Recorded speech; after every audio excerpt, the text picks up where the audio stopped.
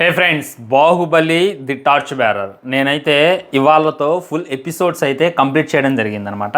First episode the dream అని ఉంటుంది, second వచ్చేసి బిల్డింగ్ ది డ్రీమ్, థర్డ్ వచ్చేసి బియాండ్ ది డ్రీమ్స్, ఫోర్త్ వచ్చేసి ది టార్చ్ బ్యారర్. నెట్ఫ్లిక్స్లో ఉందన్నమాట. ఒకటి 20 నిమిషాలు ఉంటుంది, ఒకటి 30 నిమిషాలు ఉంటుంది, ఒకటి ఇంకోటి 25 నిమిషాలు ఉంటుంది, లాస్ట్ ఒక 35 మినిట్స్ దాకా ఉంటుంది అనమాట. ఫస్ట్ 2 ఎపిసోడ్ చూసిన తర్వాత కలమ నీళ్ళు తిరిగినాయి భయ్య. అంటే నాకు అసహ్యం ఈ డాక్యుమెంటరీలు చూడాలంటే. నిజంగా అంత ఇంట్రెస్ట్ అయితే చూపించను. సినిమాలు చూసే ఎక్కువరా అంటే మళ్ళీ ఆ సినిమాల గురించి వాళ్ళు మాట్లాడేది కూడా నేను వినాలా, అది కూడా డబ్బులు పెట్టి చూడాలా అనేటటువంటి ఫీలింగ్ అయితే కలిగిద్ది. నాకు నెట్ఫ్లిక్స్ సబ్స్క్రిప్షన్ అయితే లేదు, నిన్నటిదాకా లేదనమాట. మొన్న రాత్రికి రాత్రే తీసుకోవడం జరిగిందనమాట. చూసేటటువంటి ప్రయత్నం చేశా. చూసిన తర్వాత నిజంగా ఒక భావోద్వేగానికి అయితే గురయ్యా. దాని గురించి నేను మీతో మాట్లాడాలన్నమాట. కన్నా ముందు ఒక్కటే పాయింట్ ఒత్తి చెప్పేటటువంటి ప్రయత్నం చేస్తాను. ఇక మీదట ఏ ప్రభాస్ని లాటరీ అని అంటే గోప పగలు దెంగండి. నేను హానెస్ట్లీ చెప్తాను, నేనే పగల కొడతా.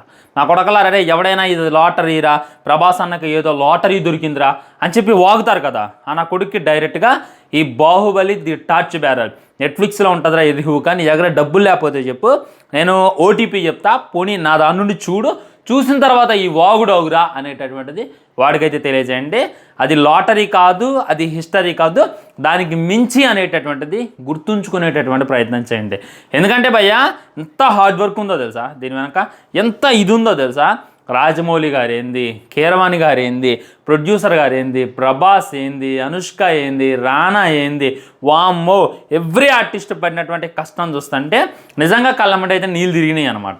ఆ నమ్మకం ఏంది, ఆ బిలీఫ్ ఏంది, ఎలా నమ్మారు రాజమౌళిని ఇంతమంది అనేటటువంటి ఫీలింగ్ అయితే తప్పకుండా కలిగిద్ది అనమాట.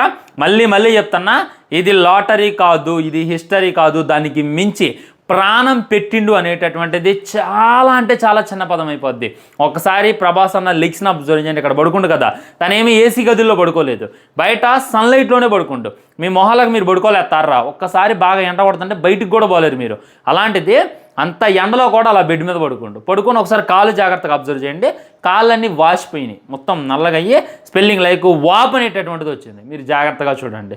ఎవరిదిరా లాటరీ, ఎర్రి హూకులారా వాగుతూ ఉంటారు, ఏం వాగాలో తెలియదు, ఏం మాట్లాడాలి. ఇంకెవడైనా ఇంకా లాటరీ అని అంటే మా వాడు అదైనా లాటరీతో కొట్టినా మరి మీ వాళ్ళు ఏం బీకారా అని చెప్పి డైరెక్ట్గా అన్నోన్ని క్వశ్చన్ చేసేటటువంటి ప్రయత్నం చేయండి. ఇదైతే మళ్ళీ చెప్తున్నా, ఏడుపు వచ్చేసింది భయ్య. అసలు ప్రాణం పెట్టిండు అనేటటువంటిది చాలా అంటే చాలా చిన్న పదం అయిపోద్ది. ఏందా డెడికేషను, ఎలా అసలు ఒక స్టంట్ కాడైతే ఆల్మోస్ట్ ఒక 10 ఫీట్స్ 12 ఫీట్స్ 20 ఫీట్స్ నుండి దూకుతుండు. రోప్ కట్టారు, పొరపాటున రోప్ దిగితే ఏందిరా పరిస్థితి అంటున్నారు కదా, లాటరీ అని. మీరు పోయి చేయగలరా ఇలాంటి stunts? Maximum and Kiran Raj చేసిండు, డూప్తో చేపించారు. ఒకసారి వెళ్ళి చూడండి. మాకు 70% స్టంట్స్ తనే చేసిండు, ఏదో 30% కొన్ని రిస్కీ ఉన్నటువంటివి కిరణ్తో చేపించేటటువంటి ప్రయత్నం చేశారు. దాన్నే మన ప్రభాస్ అన్న డైరెక్ట్గా బాహుబలి ప్రీ రిలీజ్ ఈవెంట్లో ఒప్పుకున్నాడు కూడా, ఈ విధంగా నా బాడీ డబుల్ తను చేసిండు అని. తనే చెప్పిన తర్వాత మీరు ట్రోల్ చేయడం అయితే ముమ్మాటికి తప్పనమాట. నేను చెప్తున్నా, ప్రభాస్ లేనిది బాహుబలి లేదు, 100% లేదు.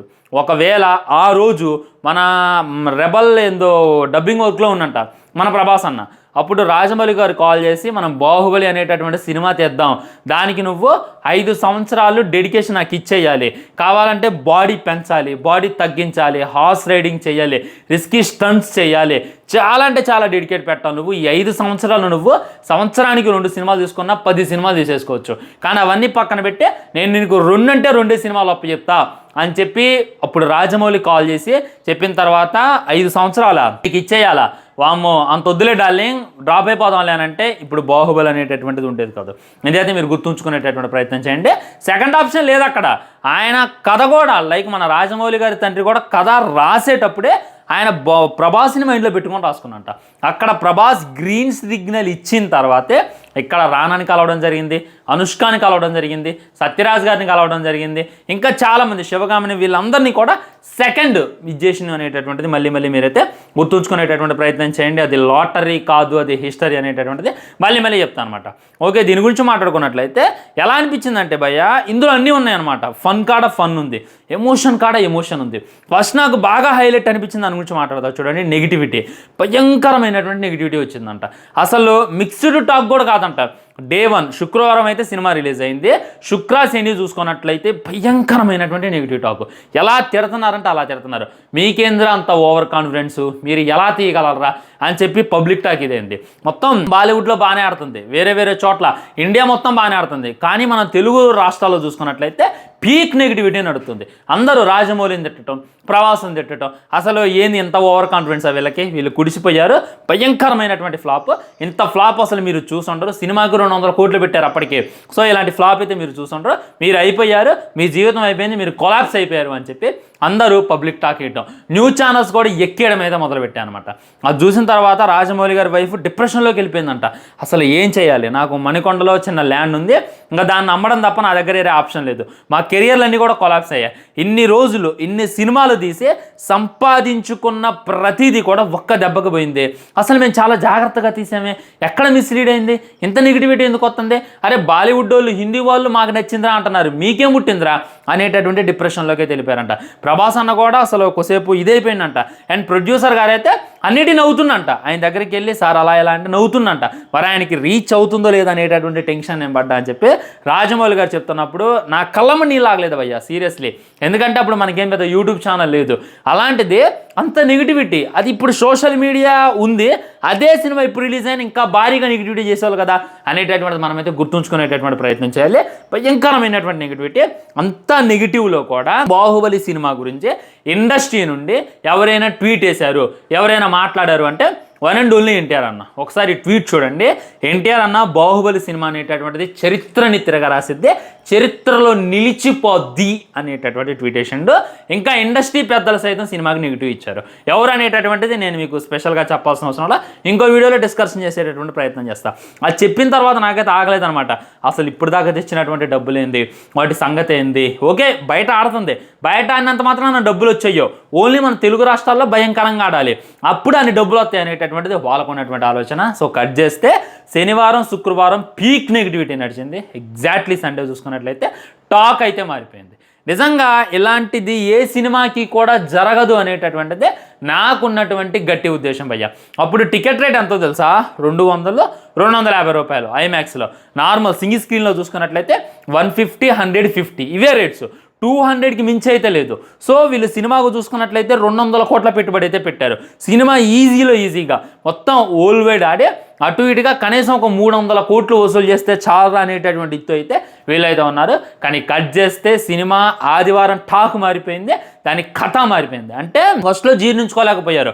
ఇప్పటిదాకా మనం చూడలేదు పార్ట్ 1, పార్ట్ 2 అనేటటువంటిది మనకు పెద్ద అలవాట్లేదు. సడన్గా సినిమా అంతా ఆడదాకా వచ్చిన తర్వాత వై కట్టప్పకిల్ బాహుబలిని కట్టప్ప ఎందుకు చంపిండు అనేటటువంటిది పెద్ద క్వశ్చన్ మార్క్. దానివల్ల దాన్ని జీర్ణించుకోలేకపోయారు, దాన్ని కన్వే చేయలేకపోయారు అనేటటువంటిది వాళ్ళు చెప్పినటువంటి మాట అనమాట. ఆ తర్వాత దానికి బ్రహ్మరథం అయితే పట్టారు. Almost day 1, day 2 peak negativity సంపాదించుకొని కట్ చేస్తే ఓవరాల్గా 650 కోట్లు కొట్టి చూపించినటువంటి సినిమానే వన్ అండ్ ఓన్లీ బాహుబలి. నేను చెప్పడం కాదు, ఒకసారి వెళ్ళి మీరు చూడండి. ఆ టార్చ్ బెరర్ అనేటటువంటిది చూడండి. నేను స్కిప్ చేయలేదు భయ్యా, చూస్తూనే ఉన్నా. వాళ్ళు చెప్తుంటే ఇంక ఇంట్రెస్ట్ వస్తూనే ఉంది. నీ అమ్మ వీళ్ళు ఇన్ని కష్టాలు పడ్డారా, ఎన్ని బాధలు పడ్డారా అనేటటువంటి చెప్తుంటే మామూలుగా అనిపించలేదు అనమాట. సో పీక్ నెగిటివిటీతో సినిమా మొదలయ్యి కట్ చేస్తే 650 కోట్లు. ఇంకా పార్ట్ 2 దానికి వెనక్కి తిరిగి చూడాల్సిన అవసరం రాలేదనమాట. ఆల్మోస్ట్ 1800 కోట్లు అయితే కొట్టింది. ఇంకొన్ని సినిమాలు దాన్ని బీట్ చేసామని చెప్తున్నాయి కానీ అది ఎవడు నమ్మడు, మేము నమ్మమంటారు. కానీ బాహుబలి అనేటటువంటిది 100% షేక్ చేసింది అనేటటువంటిది ఇంకా వాస్తవం అనమాట. సో అది పీక్ నెగిటివిటీతో 650 కోట్లు కొట్టినటువంటి సినిమా చరిత్రలో మళ్ళీ రాదు అనేటటువంటిది నాకున్నటువంటి గట్టి ఉద్దేశం. ఇంకా చాలా మాట్లాడారనమాట. లైక్ జపాన్ గురించి మాట్లాడారు. జపాన్ వెళ్తేనంట వాళ్ళు అసలు బాహుబలి అనేటటువంటి నినాదాలు చేస్తున్నారంట. మన పూరి జగన్నాథ్ అంట బ్యాంకాక్ వెళ్ళిందంట. అక్కడంట ఫోటో చూపించిందంట, జస్ట్ ప్రభాస్తో దిగినటువంటి ఫోటో. నేను బాహుబలి ఫ్రెండ్స్ అనగానే అసలు ఎమ్మటే డాక్టర్ వచ్చి తనకి వైద్యం చేసేసిందంట, 1-2 గంటలు వెయిట్ చేయమని. ఇలాంటి మూమెంట్స్ ఎన్నో వాళ్ళైతే షేర్ చేసుకునేటటువంటి ప్రయత్నం చేశారు. నిజంగా భయ్య బిఫోర్ బాహుబలి ఆఫ్టర్ బాహుబలి అనేటటువంటిది 100% వస్తాం అనమాట. బాహుబలి కన్నా ముందు మన మార్కెట్ ఆల్మోస్ట్ 50 కోట్లు 70 కోట్లు అంతే, అంతకు మించలేదు. కానీ బాహుబలి తర్వాత 1000 కోట్ల టార్గెట్. ఇప్పుడు ఎవడు ఎన్ని సినిమాలు అయినా తీనే, ఒక్క సినిమాకి 400 కోట్లు పెడుతున్నారు, 500 కోట్లు పెడుతున్నారు అన్నా కానీ దాని వెనకున్నటువంటి ప్రాపర్ రీజన్ ఒక్కటే అనమాట, బాహుబలి అనేటటువంటిది గుర్తుంచుకోండి. లేకపోతే మనం ఆ 20 కోట్లు 30 కోట్ల నుండి బయటికి రాలేం. వన్స్ దీని వెనక ప్రతి ఒక్కరి కష్టం ఉంది, నాట్ ఓన్లీ ప్రభాస్ అనమాట. రానా ఎంత కష్టపడ్డాడు, అనుష్క ఎంత కష్టపడ్డది, ముఖ్యంగా మన జక్కన్న ఎవ్రీ సీన్ అయితే చేసి చూపించడం అనమాట. వాళ్ళందరితో కూడా ఇచ్చేయడం అయితే మరీ మరీ హైలైట్గా అనిపించింది అనమాట. సో వాళ్ళు కష్టపడ్డారు, దానికి తగ్గటువంటి ప్రతిఫలం అయితే దక్కింది. ఒక డైరెక్టరే కష్టపడ్డాడు, ఒక హీరో కష్టపడ్డాడు అనేటటువంటిది లేదు. అంతా ప్రతి ఆర్టిస్ట్ కూడా వాళ్ళ ప్రాణం పెట్టేటటువంటి ప్రయత్నం చేశారు. అందుకే సినిమా అయితే అక్కడుంది అనేటటువంటిది 100% వస్తాం అనమాట. సో ప్రొడ్యూసర్ గ్రేటే, ఇక జక్కన గురించి స్పెషల్గా చెప్పాల్సిన అవసరం లేదు. ప్రభాస్ అన్న గ్రేటే. సో మెయిన్ హీరో అనమాట. అక్కడ అసలు ఒక్కొక్కరు కష్టపడేదాన్ని అయితే నేనైతే చూడలేకపోయాను. నిజంగా హానెస్ట్లీ చాలా అంటే చాలా బాగా అనిపించింది.